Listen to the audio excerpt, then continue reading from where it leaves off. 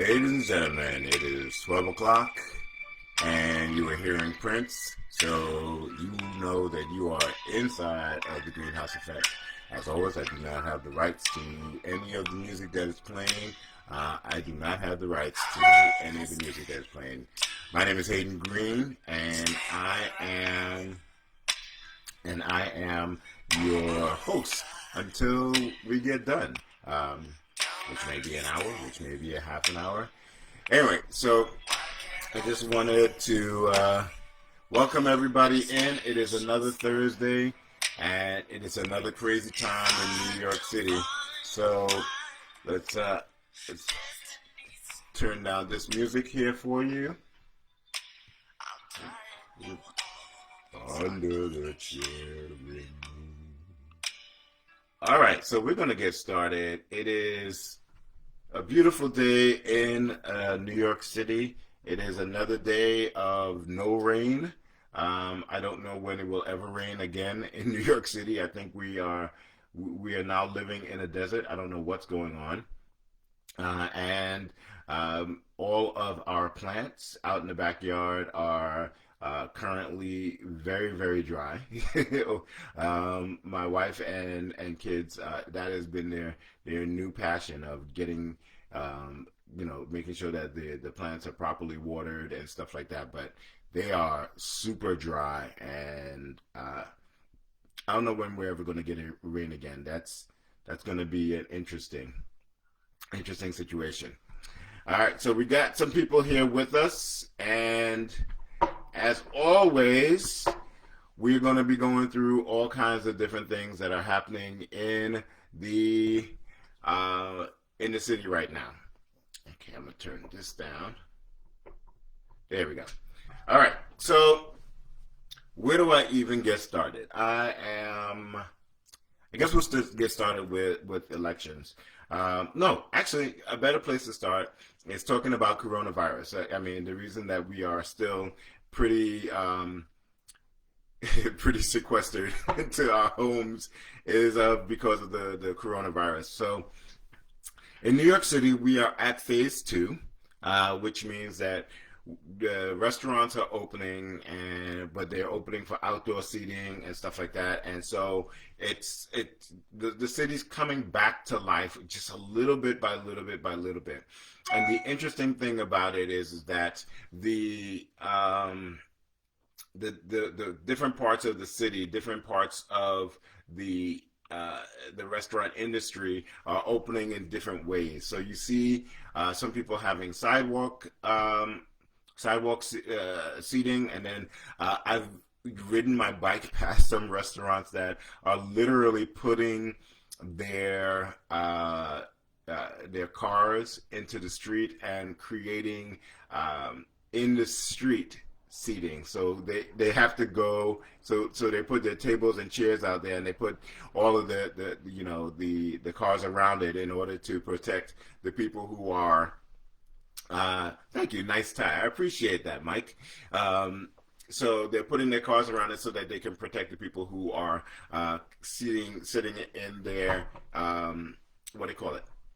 Restaurants, or in the streets next to their restaurant. You know what? New Yorkers are really, really creative.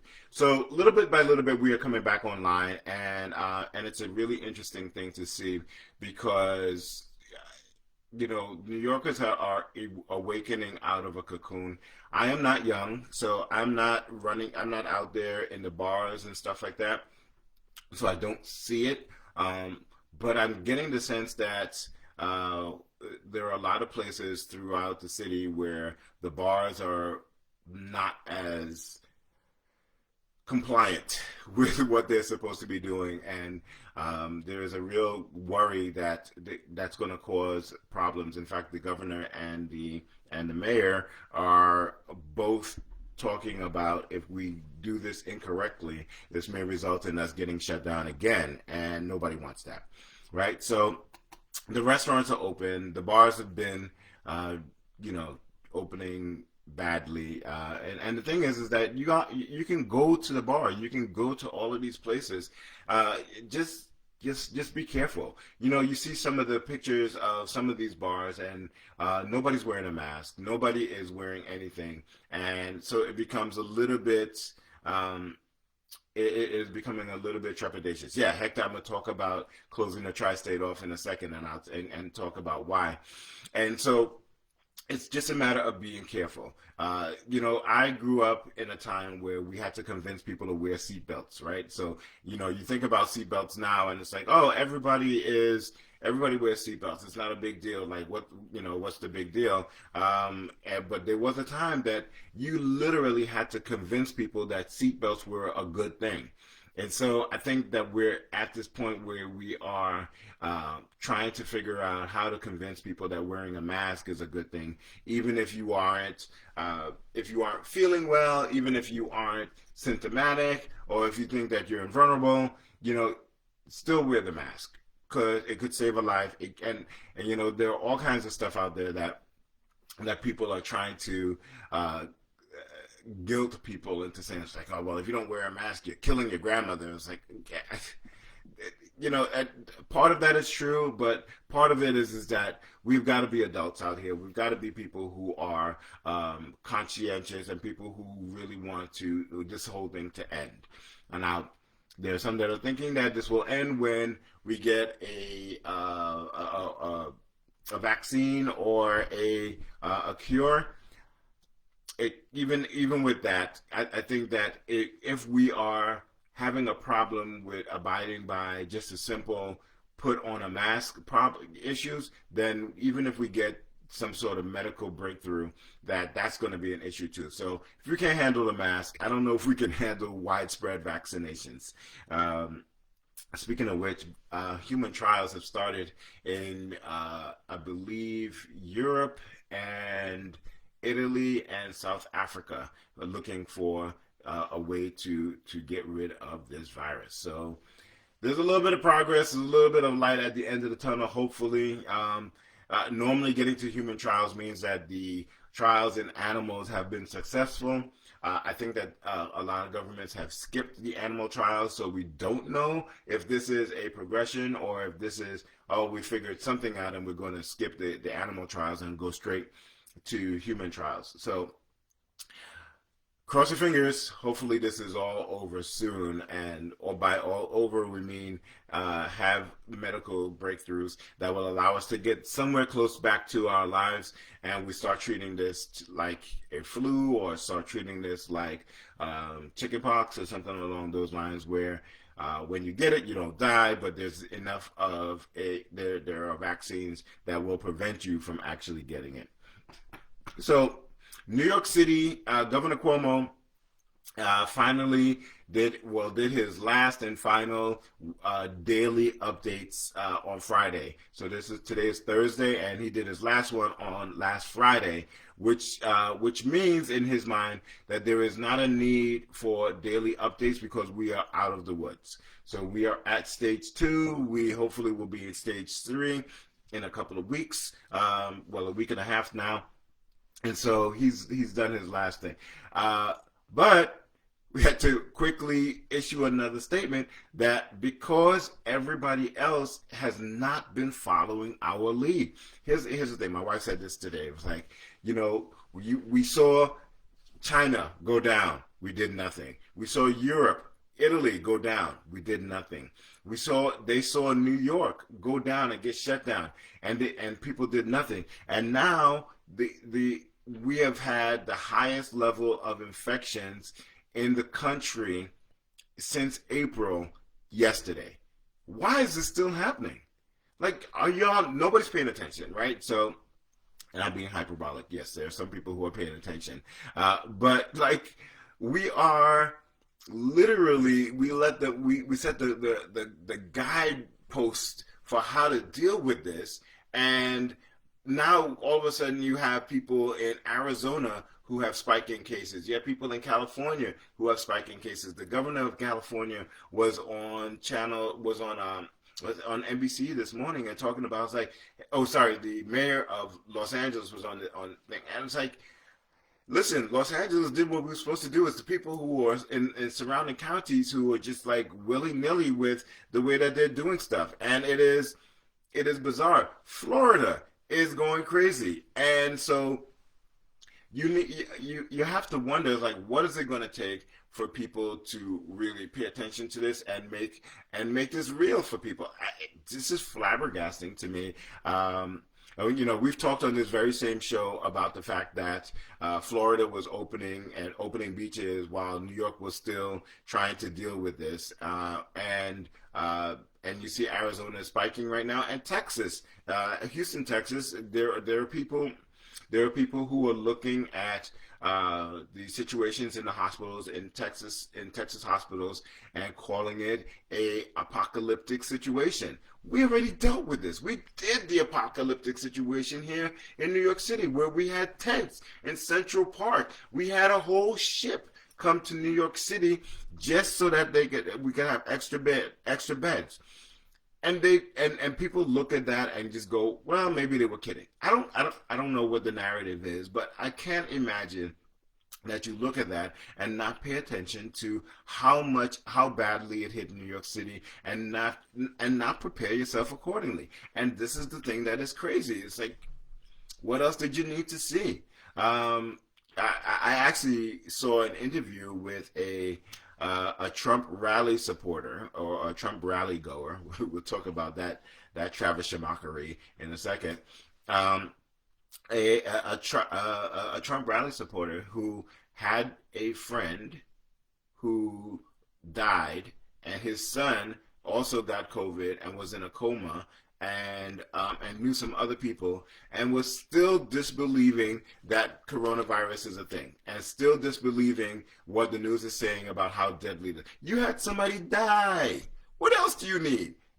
To know that this is a deadly thing? Like, I don't understand.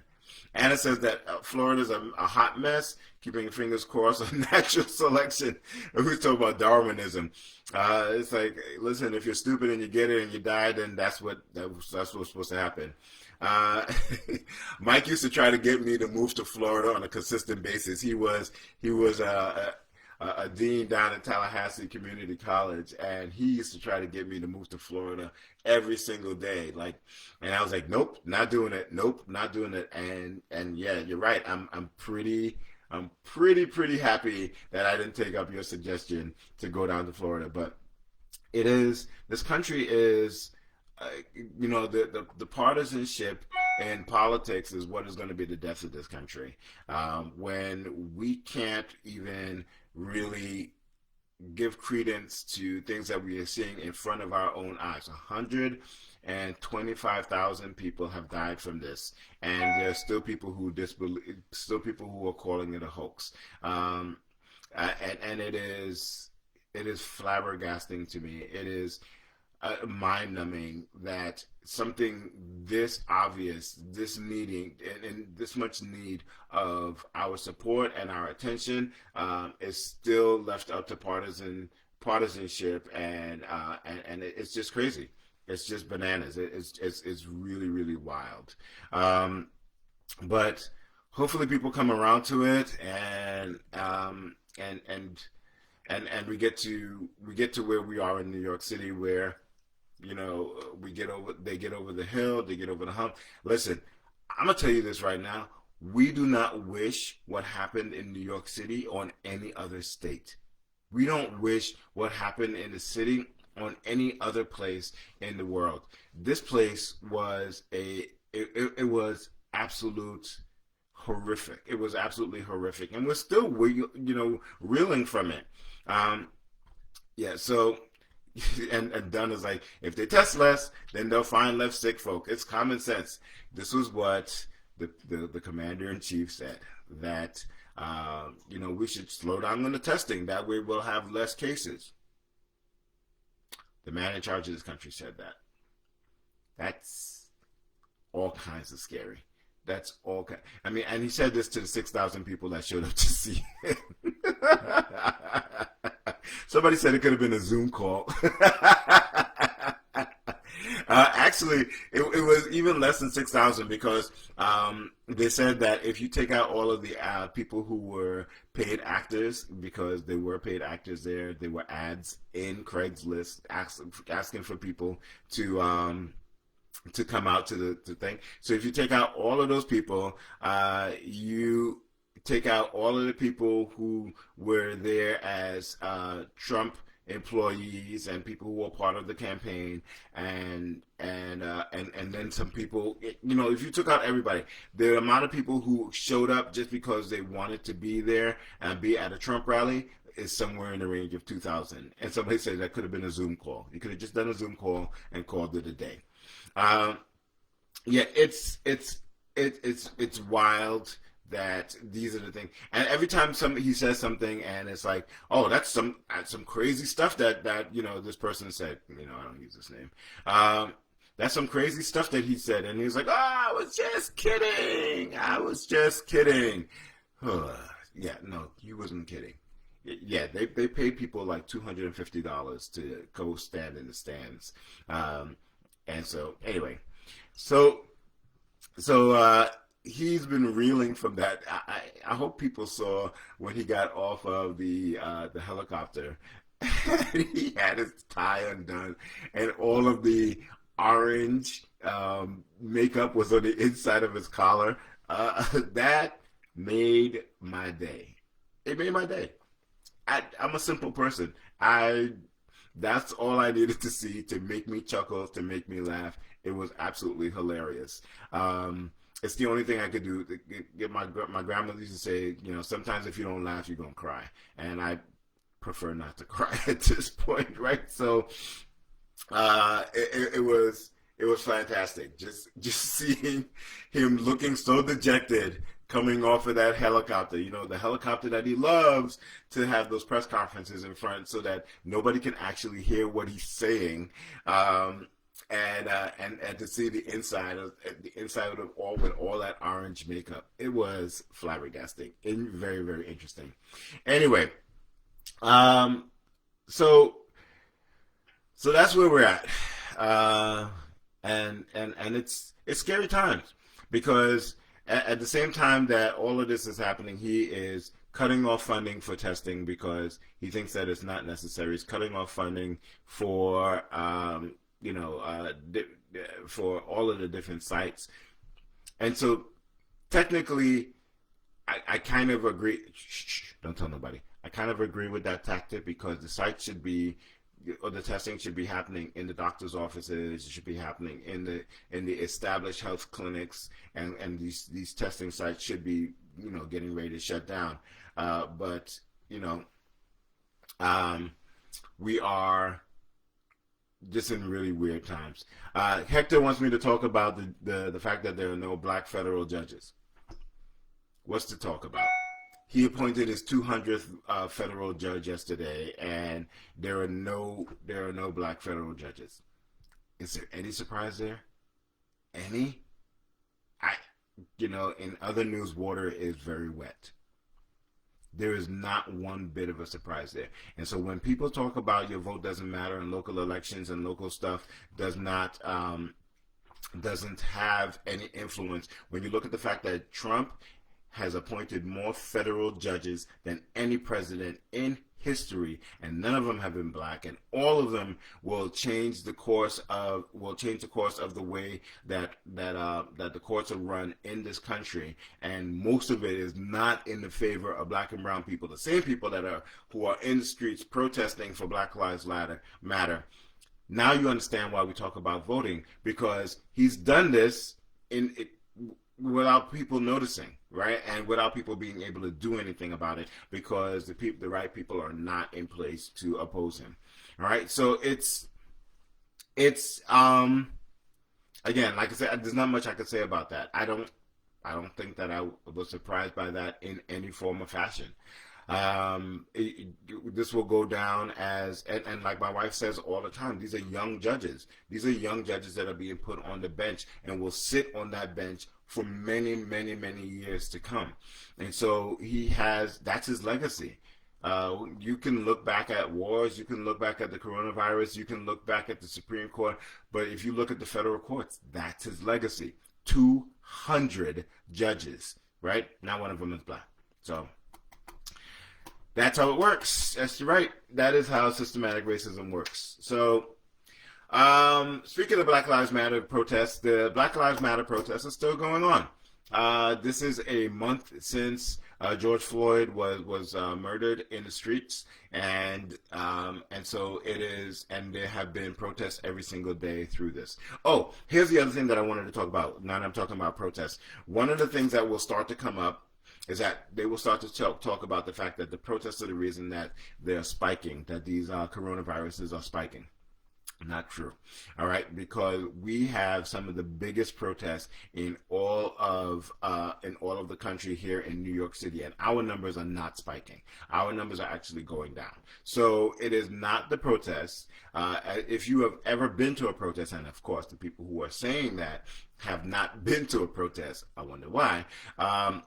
But it is not the protest. If you've ever been to a protest, the vast majority of the people who are in these protests are not being reckless. They have masks on.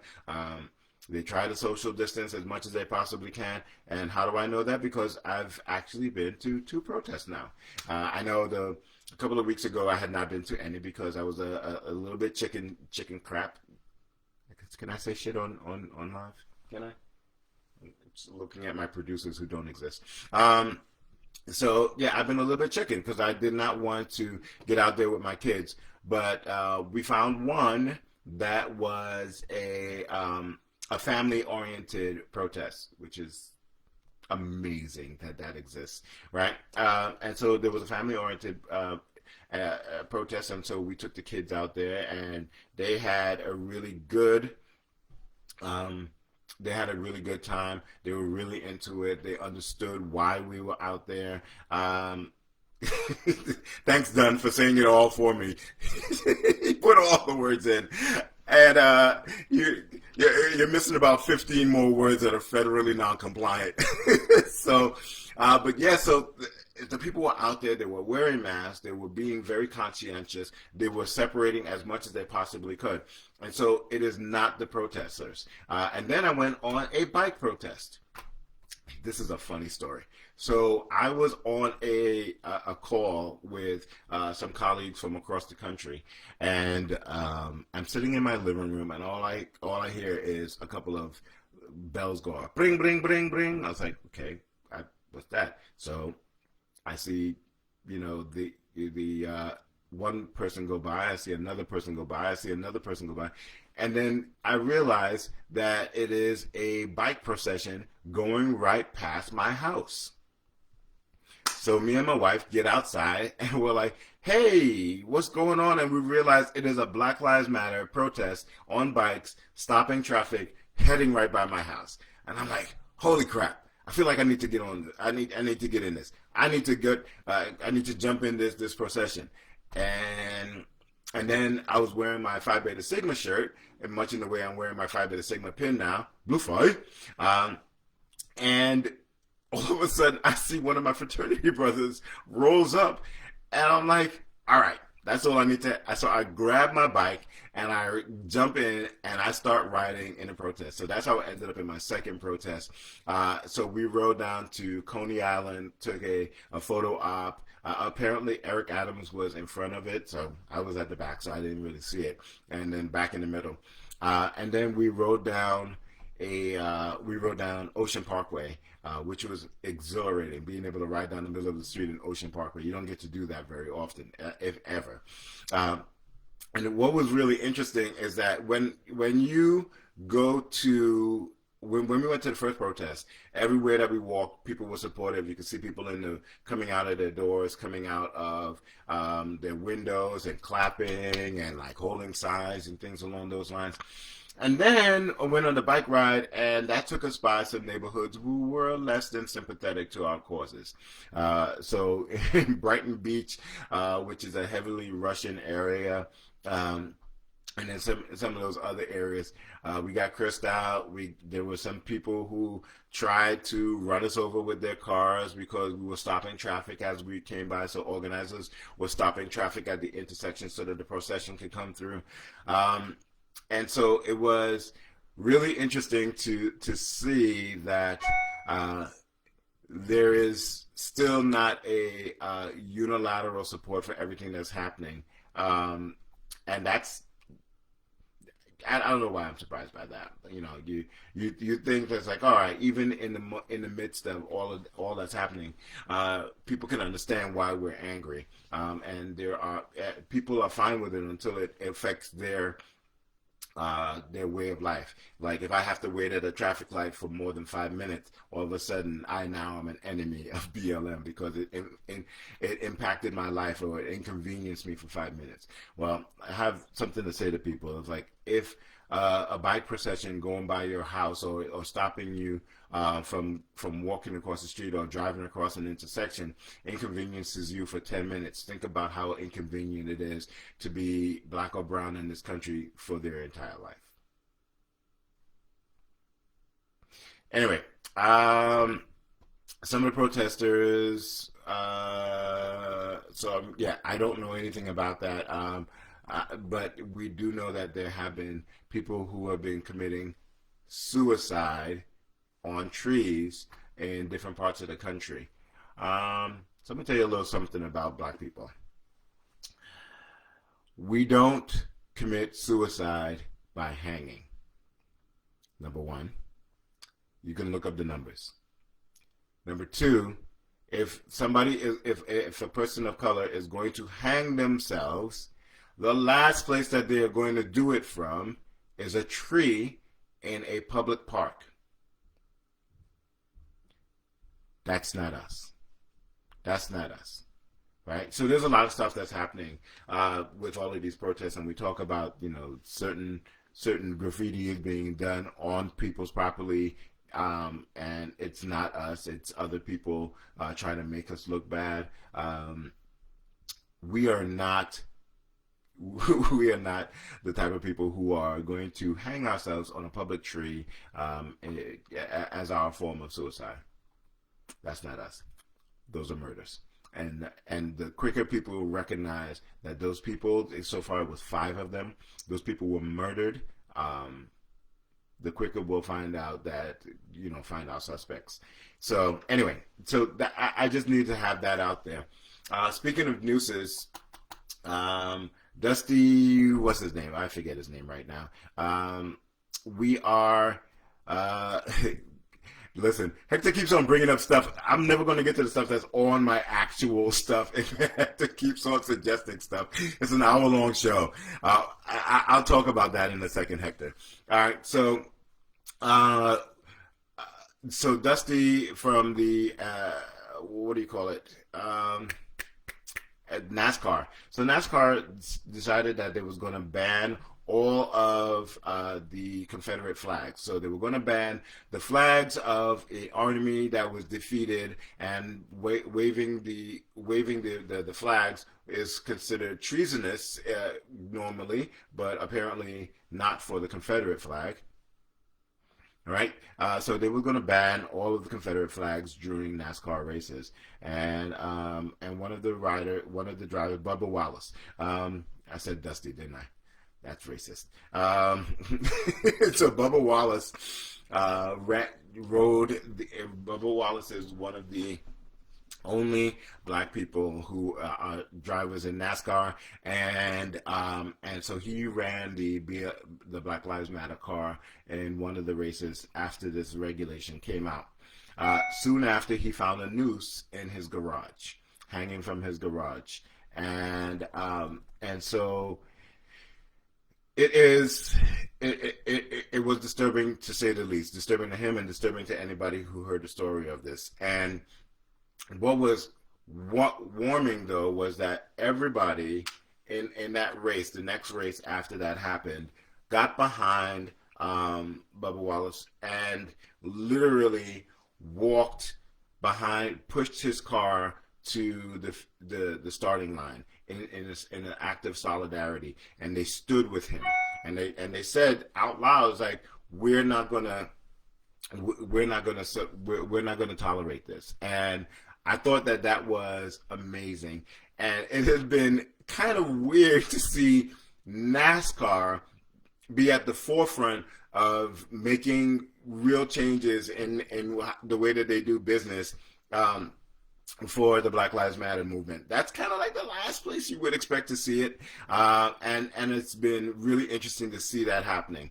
But it's a little bit disheartening because one of the things that frightens me is that um, the the the the commander and thief, as somebody just called him, is going to. Yes, somebody tied the noose. Yes, and so what I'm about to say is that as much as there are support for what's happening throughout the country and for the Black Lives Matter, there are people who are detractors from it, who think that this is BS, and think that that black people are exactly in the place where they need to be, and the person in charge is famous for using dog whistles. And my main concern is that he is inciting his base, and there could be race riots. And again, I said this before about the whole Juneteenth rally and stuff like that, to be careful of that. But for every tribe people that wants progress, there are people who are looking for things to say the exact same way, and so it's scary. It's really really scary because is there pushback? Is there blowback coming? And we just have to be ever vigilant and ever cautious. And so one of we remember when there was a protest after the Charlottesville incident where they were using the tiki torches on in Virginia, at the counter rally, at the counter protest. For that, somebody took a car and rammed it through one of the protesters, and so it's dangerous out there, and it is very very scary out there. I just had a workshop with a bunch of photographers on Tuesday, and we were talking about, do you fear for your lives, right? Do you fear for getting out there and protesting and photographing what's happening, but then worried about how this might affect them, because they could get run over, get hurt by the cops, get hurt by being trampled, and or hurt by people who are counter protesting. So I'm nervous, and I have been nervous for a while, and so I just want everybody to be careful out there. All right. The Department of Justice said that the door rope lock was there since 2019. Yeah, no, it wasn't. No, it wasn't. Yes, so Reconstruction and redemption. Yeah, that's exactly what we are worried about. This country has a history of the fact of whenever black and brown people get to the point where they are self-sufficient, or they are having some sort of progress that they are doing for themselves, or they are able to participate in the fabric of this country. This country has a history of making sure that those advances are eliminated, and a lot of times there was bloodshed that is associated with it, and that's the scary thing, right? That's the scary piece altogether. All right. Where else do I want to go? All right. So we just had elections on Tuesday. Today is Thursday. Yeah. So we had elections on Tuesday. So I had a funny moment where we were watching the scroll of all the different races in New York City, and I didn't have my glasses on, and I could not read the screen, but I caught a little bit of it, and the scroll said that Nydia, I want to go with Nydia Velasquez, was in a race against somebody who was named Paperboy Love Prince. His official name on the ballot was Paperboy Prince. So Paperboy Love Prince is a former journalist turned a non-binary rapper, and he decided that he was going to run for the seat against Nydia Velasquez, right? And so he actually got 420 something votes, not votes, but signatures on a petition to get his name on the ballot, and then I think about 350 of them were deemed invalid for some reason, and so Paperboy Prince petitioned the city council or the election board to make sure that his name was on the ballot, and he won. And so Nydia Velasquez had to go up against a man named Paperboy Love Prince. She won handily. She won handily. Although he got about 25% of the vote. 25% of the vote. Could you imagine running in an election and 25% of your constituents decided that instead of you, they wanted somebody named Paperboy Love Prince to be their representative? I'd be mortified. I would be mortified. My thought is that if I go up against somebody named Paperboy Prince, I need to win 99% of the votes. The only people that should be voting for him, the only people who should be voting for somebody named Paperboy Love Prince should be somebody who walked into the polling station high. So this is not without listening to what his campaign is. I read a little bit about it. It's the run of the mill stuff. He wants a universal wage. He campaigned on the basic stuff. He was a very, very liberal, politician. But could you imagine if he won? Could you imagine going into Congress and him, putting forward his first bill, and the speaker having to be like, the Senate recognizes Paperboy Love Prince for the 7th district in New York City. I'm sorry, that's crazy. That's crazy. And he's probably one of the most intelligent people that you will ever meet. But your name is Paperboy Love Prince and you're a rapper. I can't vote for you. My wife said that she would vote for him just for kicks and giggles, and that's probably where he got the 20% of it, the 20% vote. But I can't pull that lever. I can't do it. That would haunt me. You know what's also funny? I feel like there are people who did that for the person who is in the White House right now. Like, he's never gonna win. Sure. Wait, what? So, I think that's a funny one. Jamal Bowman, Hector wants me to talk about.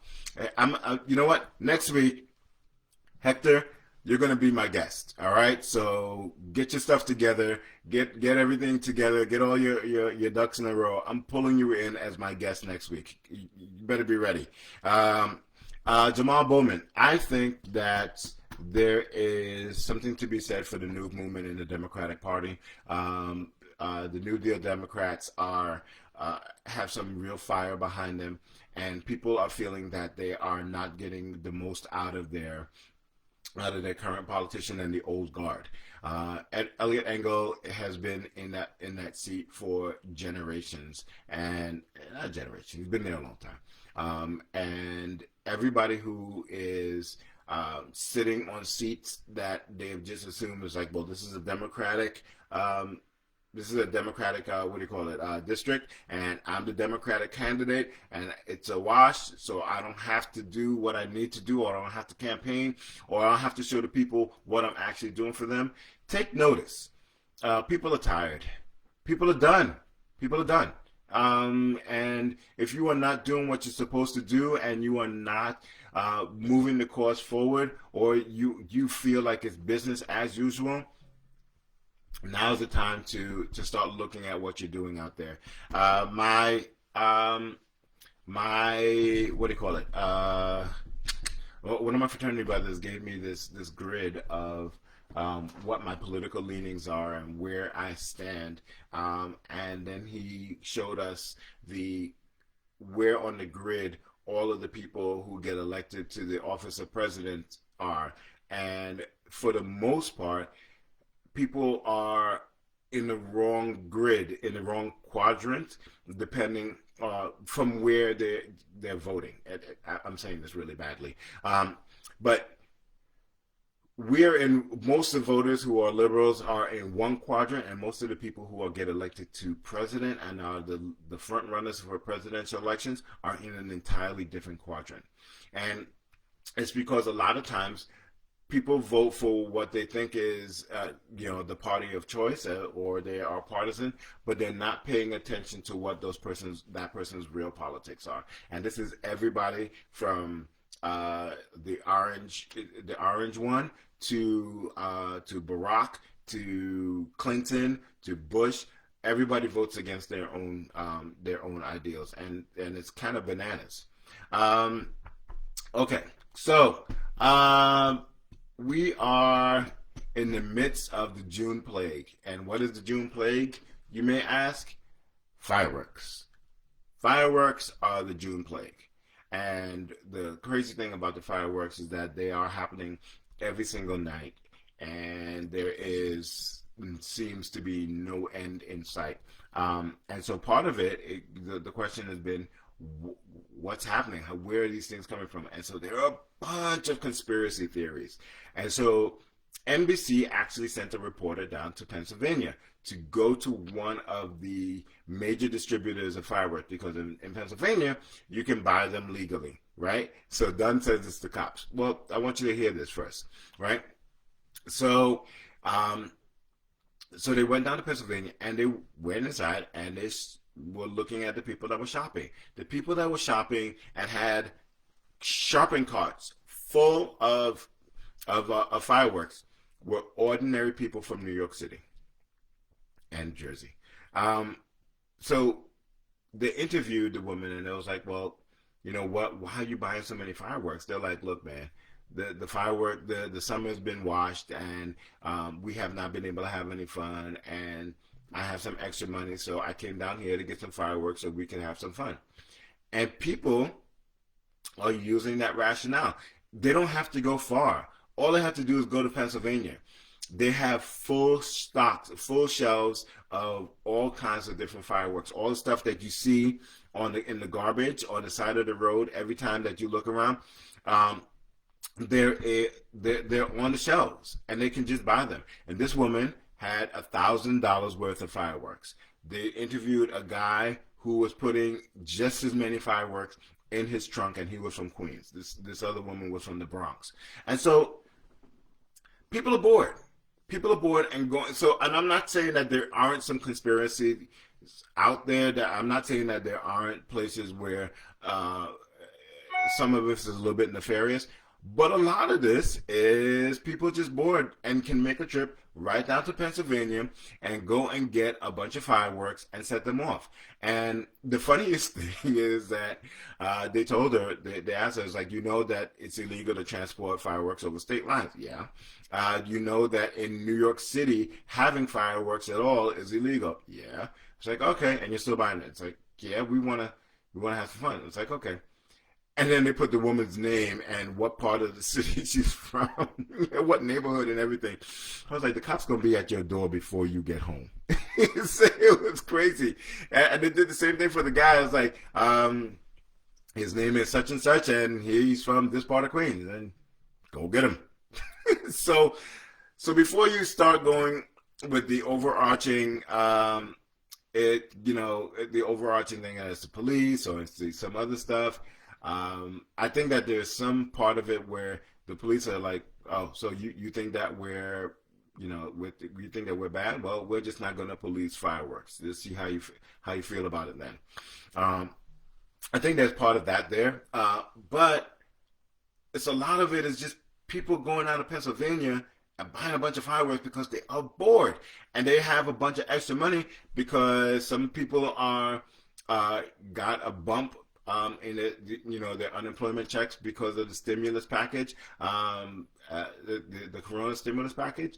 Some people have extra money because they're getting their normal salary and they don't have to drive anywhere, right? Or don't have to pay for food or anything like that. People are bored, right? And so when they run out, they can just drive back down to Pennsylvania, get some more fireworks, and come back. So I wanted to say that there's a lot of stuff and there's a lot of reason out there to be skeptical of what's happening about with all of these fireworks. But I do think that a lot of it has to do with people are bored, and I hope that then you'd be surprised who has extra money. I hope that we get to the point where people get back to their normal summer activities. There are some of the beaches are opening. Giuliani, De Blasio is looking to open some summer camps, and he's opening parks back up. So slowly but surely, we're getting back to something that resembles normal. And I hope that we're coming to the end of the tunnel, and that it'll be a new normal, but at least it has the word normal in there. Anyway, I'm going to wrap it up today, and I have another workshop later on at 3:00 talking about racism in the Catholic Church and Catholic institutions such as the one that I work in at Manhattan College. I hope you guys can join in for that, and we will see you again next week, Thursday. Hector, get your life together. You're coming on as one of my guests. You can't be like posting stuff. We're gonna start talking. Because Hector has like a newspaper or something. Just like, wait, Hayden, talk about this thing. No. Hayden, talk about this thing. Next week, Hector, it's me and you. All right, y'all be safe and stay away from the fireworks, man. Talk to you later.